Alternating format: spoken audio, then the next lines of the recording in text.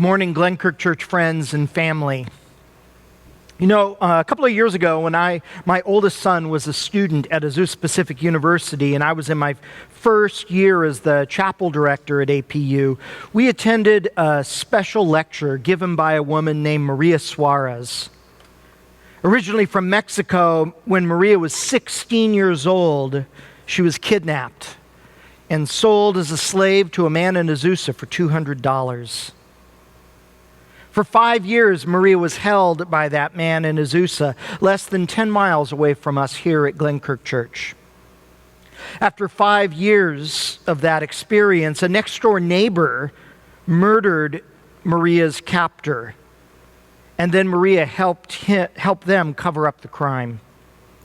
Maria was arrested, tried, and convicted of her captor's murder.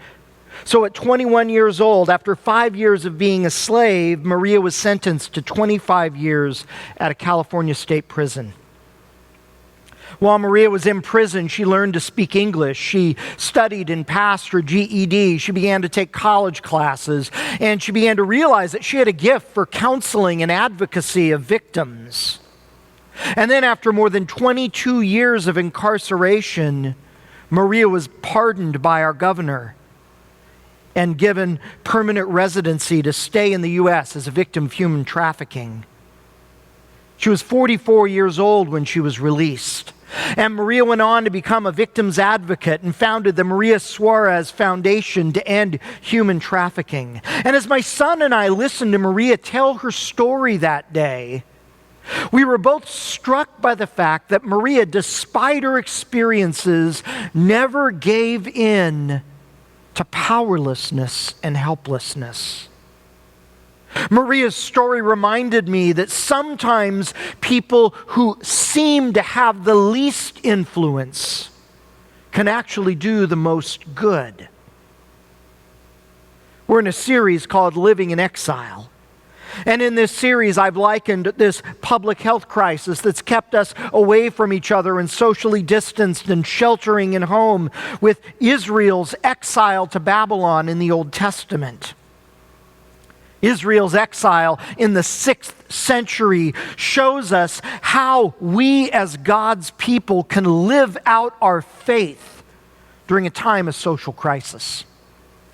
In this series, we've been looking specifically at a letter that the ancient Hebrew prophet Jeremiah wrote to those exiles about how they could live faithfully to God in the midst of their circumstances.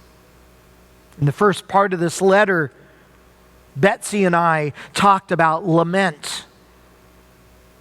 And then last week, I talked about adjusting to our new circumstances, and we saw how a teenage exile by the name of Daniel adjusted in his situation in exile and how he flourished as a result. And so this morning, as we continue this letter from Jeremiah chapter 29, we're going to talk about seeking the good. And we're going to see how two exiles in their own situation were able to seek the good in their circumstances. So let's begin by looking at verse 7 of Jeremiah chapter 29 of this letter that the prophet Jeremiah sent to these people carried away into exile. In verse 7, Jeremiah writes, "Also seek the peace and the prosperity of the city to which I have carried you into exile. Pray to the Lord for it, because if it prospers, you too will prosper." How tempting it must have been for these exiles, carried away to these cities in Babylon, to seek the ruin of the city to which they had been called into exile. After all, it was the people in these very cities who were responsible for attacking Jerusalem, burning their temple to the ground, and separating them from their friends and family, carrying them into exile. Why would they even consider seeking the peace and the prosperity of these cities? How tempting it must have been for these exiles to say, "Let these cities burn like they let our city burn." But instead, Jeremiah calls the people of God to actively seek the peace to the city that they were exiled to. Instead of focusing only on themselves and their own survival, Jeremiah asks God's people to lift up their eyes from themselves and to see the people around them. The Hebrew word translated peace in verse 7 is arguably one of the most important Hebrew words in the Hebrew part of the Bible in the Old Testament. It's the Hebrew word shalom. And in the Bible, shalom is more than just a greeting, hello. Shalom is peace, but it's the kind of peace that results in health and wholeness, flourishing, completeness, reconciliation, and restoration. In fact, our English translation renders the word shalom peace and prosperity here, because just one English word can't capture the full depth of shalom's meaning. And the prosperity of shalom isn't merely economic prosperity, it's human flourishing. In fact, I would sum up the word shalom with the phrase, the good. When God's people are in exile, they are to seek the good of their communities. Not just their own good, but the common good. And as the city that we are in experiences God's shalom, God's people will also experience God's peace as well. And so in a social crisis, like an exile or a pandemic, we often feel powerless. It feels like there's nothing that we can do because the crisis is so big and there's so many powers involved. And it's tempting in those situations to turn inward, to only see ourselves and our losses. But Jeremiah reminds us that we are not powerless. No matter how difficult or challenging our circumstances might be, that we can always still find ways to seek the common good, to seek the peace of the city. And that in fact, our well-being as God's people is connected to the well-being of the communities in which we live.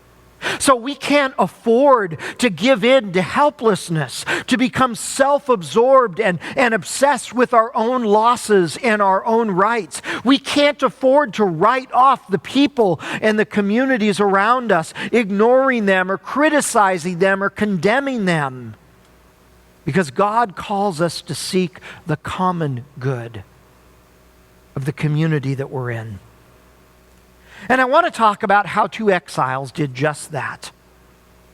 Mordecai and Esther sought the peace of their city. And we find their story in the Old Testament book of Esther. And just to give an overview of the book, I want to show a brief video. And if you're at home and if you have kids around, this would be a great time to corral your kids into the room to watch with you as we give this brief video to give an overview of the book of Esther. So check out this video.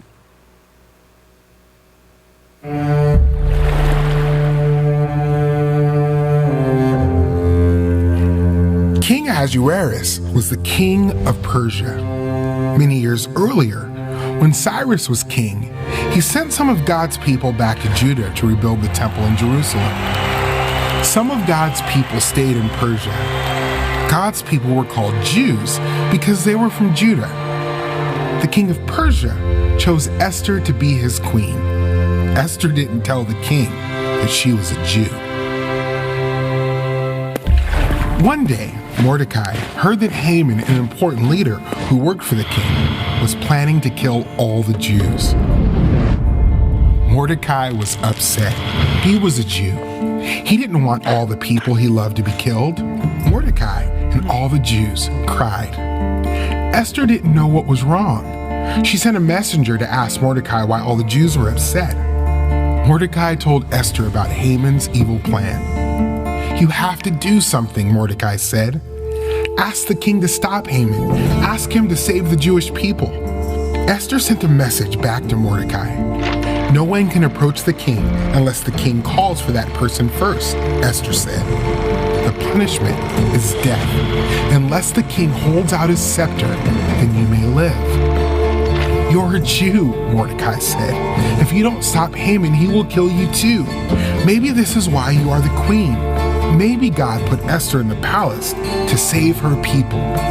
Esther asked Mordecai and the Jews to fast for 3 days. Then Esther would go to the king, even if it meant she might die. On the 3rd day, Esther went to the king. He saw Esther and held out his golden scepter. "What is it, Queen Esther?" the king asked. "What do you want to ask me? I'll give you anything, up to half of my kingdom." Esther said, "Would you and Haman come to a feast today?" So Haman and the king went to Esther's feast. After eating, the king said, "What do you want, Queen Esther? I'll give you anything, up to half of my kingdom." "Come to my feast tomorrow," Esther said. The king agreed. The next day, Haman and the king went to Esther's feast. After eating, the king said, "What do you want, Queen Esther? I'll give you anything, up to half my kingdom." Esther spoke up. "There is a plan to kill me and my people." The king replied, "Who is responsible for this plan?" "This evil enemy, Haman," Esther said. The king was angry. He punished Haman and made a law to keep the Jewish people safe from their enemies. God was in control over Haman's evil plan to destroy the Jews. Like Haman, Satan wants to ruin God's plan and destroy believers. Satan thought he had won when Jesus died on the cross, but God raised Jesus from the dead and defeated Satan once and for all. All who believe in Jesus are rescued from sin and death.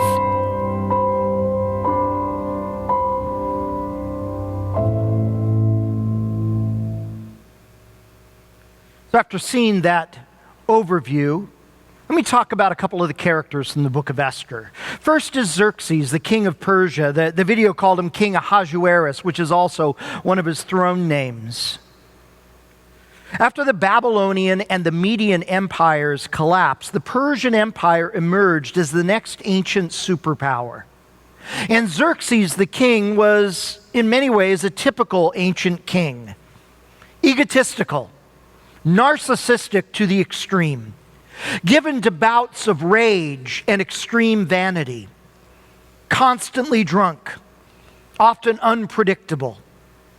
The second character in our story is Mordecai. Mordecai was a Jewish exile who had been carried into exile by the Babylonians like Daniel had years earlier. But after Babylon collapsed, Mordecai somehow finds himself in Susa, the capital of Persia in modern-day Iran, still in exile. The third character is Esther, also a Jewish exile.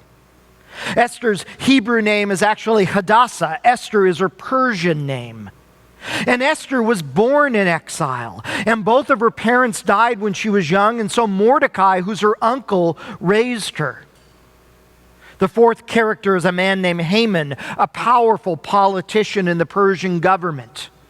More about him in a minute. And finally, the last character in the story is God.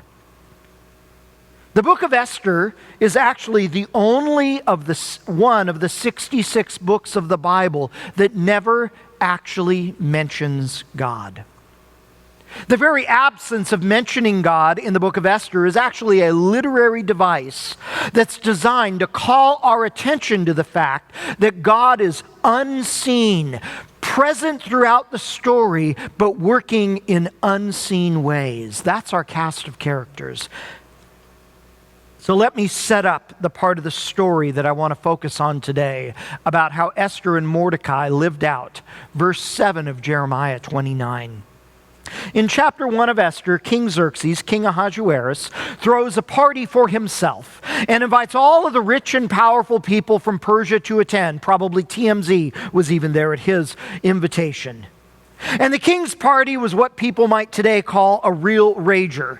It had an open bar paid for by the king, and it lasted several days. And while the party was going, the king got really intoxicated, and at one point he demanded that his wife, Queen Vashti, make an appearance at the party so he could show her off to the guests as his trophy wife. But Queen Vashti refuses, and that causes a scandal, and it makes the king look really bad to all of his guests. And in a rage, the king decides to find a new queen.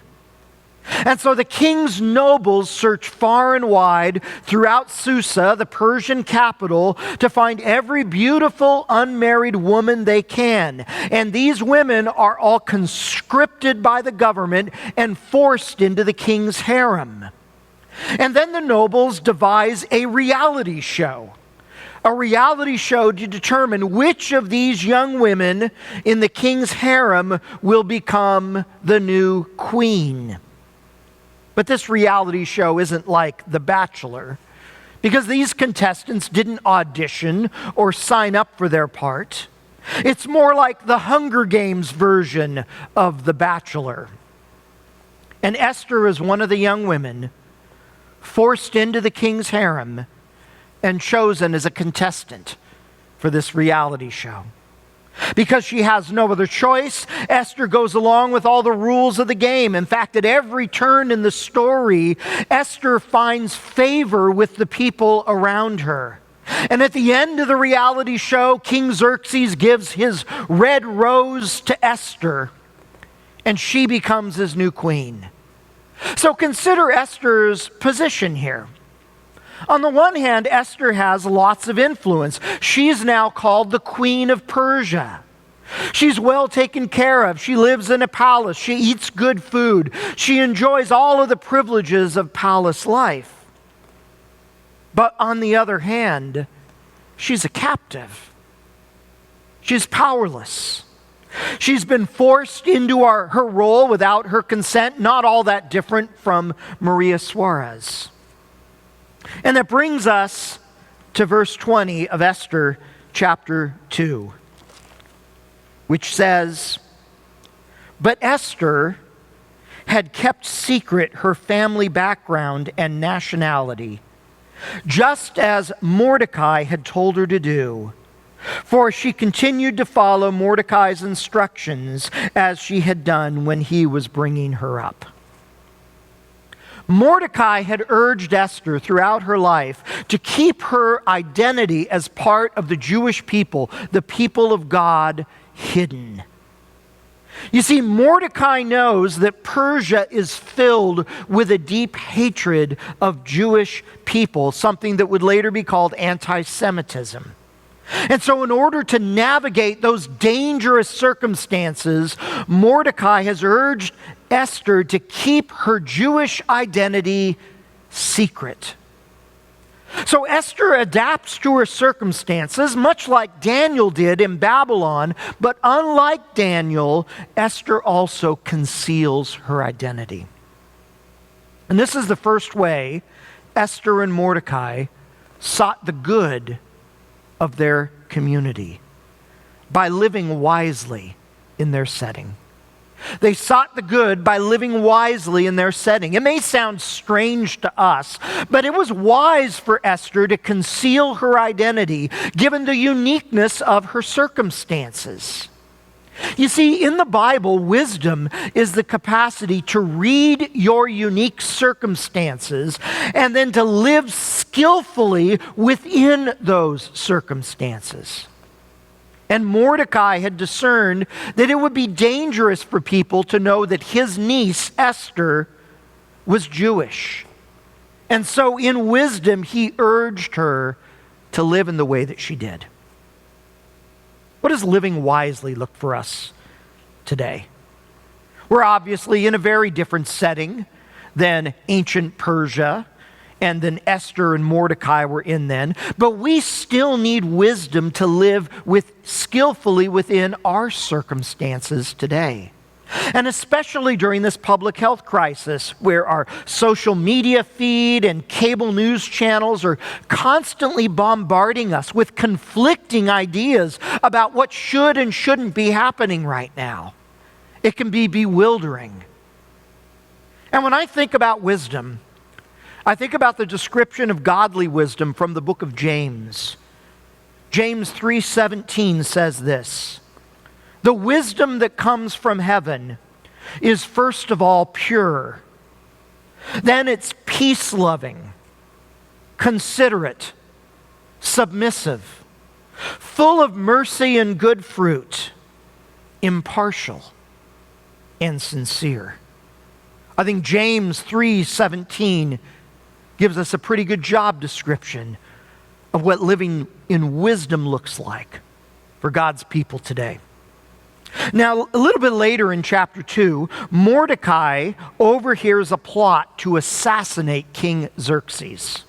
And Mordecai reports the plot to Esther, and Esther in turn warns the king. And as a result, the plot is uncovered and King Xerxes' life is saved. And this is the second way that Mordecai and Esther sought the peace, the good of their city, by protecting the lives of those around them. By protecting the lives of those around them. Living as God's people during a social crisis is not merely about protecting ourselves. It's about protecting the lives of those around us. That's part of seeking the peace of the city. When you think about it, Mordecai and Esther would have every reason to want to see this assassination plot against King Xerxes succeed. After all, the king has taken Esther captive into his harem, compelled her to compete in this strange reality show. His death would mean her release, regaining whatever freedom she had before. Why not just say nothing and let the plot unfold? But instead, Esther and Mordecai sought the good, the common good, by warning the king and saving his life. God calls us as his people to protect the lives of those around us as well. I was so encouraged yesterday to see 55 of our people donate blood. What a great way to practically live that out. And as we follow the public health orders from our county and state with social distancing, and believe me, I'm just as sick of them as you are. It's been 11 weeks since I've had a haircut, and many of you are struggling with other ways. But that is just a tangible way that we can protect the lives of those around us. Now in chapter 3 of Esther, the politician Haman, who I mentioned earlier, concocts a plan to kill all of the people of God in Susa. And Haman persuades King Xerxes to issue a kill order to murder all the Jewish people on a particular day. This order was a death sentence for Mordecai and for all of the other Jewish exiles throughout Persia.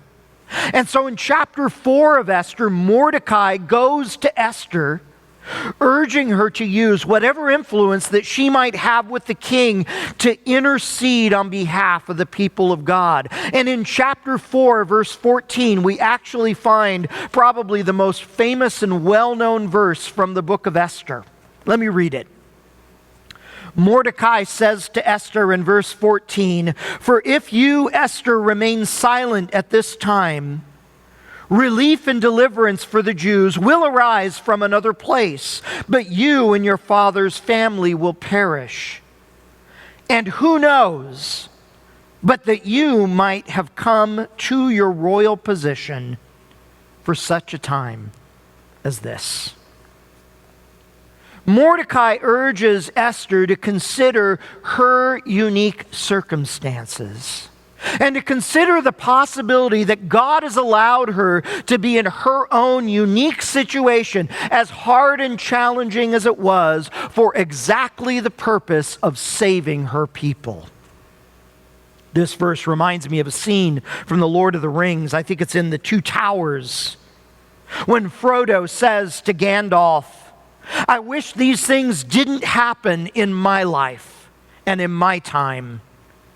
And wise Gandalf responds by saying, "So do I, and so do all who live to see such times. But that is not for them to decide. All we have to decide is what to do with the time given us. This is the third way that Mordecai and Esther sought the common good, by stewarding the opportunities God gave them. Stewarding the opportunities that God gave them. As God's people, our lives are not our own. Our lives belong to Jesus. And as followers of Jesus, we may find ourselves in hard circumstances and challenging situations, and even in the midst of a public crisis. Esther found herself as an orphan in exile in Persia, forced into the king's harem. Christians around the world today often face deadly persecution for their faith. Christians throughout the centuries have faced things like famines and droughts, wars and disasters. And here we are during a public health crisis. We don't control the times in which we live, but we can steward the opportunities that God gives us during those times. As we admit that our lives are not our own, as we begin to look at our lives the same way that Mordecai is urging Esther to look at her life, we can begin to see the opportunities around us. Doors may open that we never imagined, and we may find ourselves saying, who knows? Maybe I was brought into this situation for such a time as this. Church, God has been preparing us for these times. This pandemic has not taken God by surprise. He has known it's been coming, and He has been preparing you, preparing me, preparing us for us to steward our lives, our families, our churches, to respond to the opportunities that open to us. Because that's what people in exile do when they seek the good of their city. Now, there are a couple of reasons why Esther was reluctant to approach the king and intercede for her people. One reason is that she would have to reveal her secret to the king, that she was part of the people of God. But the other reason is that the king appears to have grown tired of Esther. It's been a month since he's even called for her and spent time with her. And according to Persian law, someone from the harem, even the queen, could not initiate an audience with the king without risking death. The king has all the power. The members of the harem, even the queen, have no power. So for Esther to initiate an audience with King Xerxes could likely result in her execution. But in chapter 5, she does just that. And the rest of the book of Esther tells the story about how God uses Esther's intervention to save all of God's people. This is the fourth way that Esther and Mordecai sought the good of their city, by living out their faith with courage. Living out their faith with courage. What does living out our faith with courage look like during this public health crisis? I mean, who could have ever imagined that people working in grocery stores and factories would be getting hazard pay? I think of the courage of those in essential roles, like those working in grocery stores and truck drivers, first responders, healthcare professionals, food processing plant workers, scientists and epidemiologists. I think of those of you who've shown courage by caring for your neighbors and reaching out to your community. We seek the common good by living out our faith with courage. The book of Esther ends with a celebration. And ever since, Jewish people have celebrated what happened in the book of Esther on an annual holiday called Purim. During Purim, people exchange gifts. They read the book of Esther as the kids dress up as the characters and act out the parts. That's how they remember this crisis and how they sought the good of their city. I wonder how you and I will look back years from now and remember this time. I hope we don't remember this time that we're in as a time that we turned inwardly. that we complained about all the unfairness of it all, that we became self-absorbed, and we lived our lives in fear. I hope that's not the story we tell. I hope the story that we tell is how we sought the peace of the city, the common good, by living wisely, by protecting the lives of those around us, by stewarding the opportunities that God opens to us, and by living out our faith in Jesus with courage. I pray that's the story that we tell. Let's pray together. Father, thank you for examples like Mordecai and Esther in challenging, difficult circumstances, but who lived wisely, who lived with courage. God, you have been preparing your church for this time. May we rise to this occasion and be and live as the people of God that you've called us to. Help us not be controlled by fears. Help us not grow inwardly and focused only on ourselves.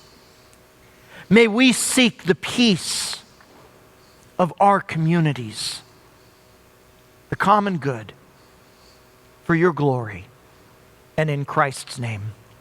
Amen.